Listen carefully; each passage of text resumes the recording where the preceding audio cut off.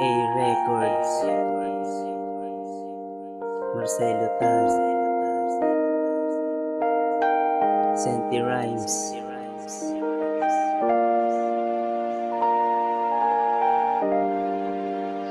Sound check. Sa mundo, paano ko ba masasabi sa'yo minamahal na kita? Dahil lang sa'yo. At sa mundo na tinalagi kong pasaning gumaan ng dahilan sa'yo. Ang sa mundo, willing ko sana na ikaw ay mapasakin na iba itong nangyari ko. Para lang sa'yo. At sa gitna ng dinadanas na pagsubok, kakayanin ko para sa'yo. Sa dami ng mga pagsubok na aking pinasan, naging malinis na sa isip nung matagpuan. Tumatibok ang puso ng taong bato, tinuruan mong magmahal na wag sa totoo. Hanggang sa buhay ko, lahat handa kong gawin.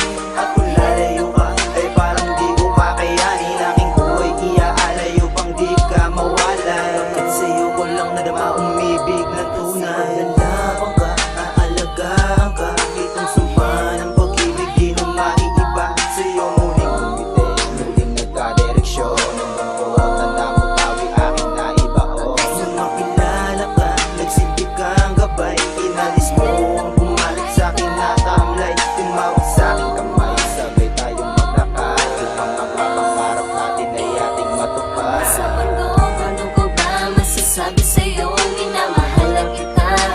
Dahil lang sa'yo. At sa mundo na tinalagi kong pasaning gumaan ng dahilan sa'yo.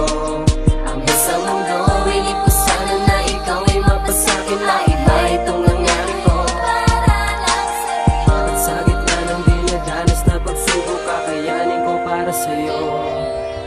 Tila parabang panibig mong nagtatago sa palasyong paghuhuminawi mo at hilango sa landasing matain kong liwanag ka sa aking dilim. Di mo ako nilisan, abang kanuutan ay sinisimsim at umabot sa aking kamay noong ako'y nakagulapay. Naglawas ng kulay muli sa yugto ng aking buhay. Doon akala ko ako ay nasa iyong mundo. Batid ko na mali pala nang himasok ka sa daigdig ko.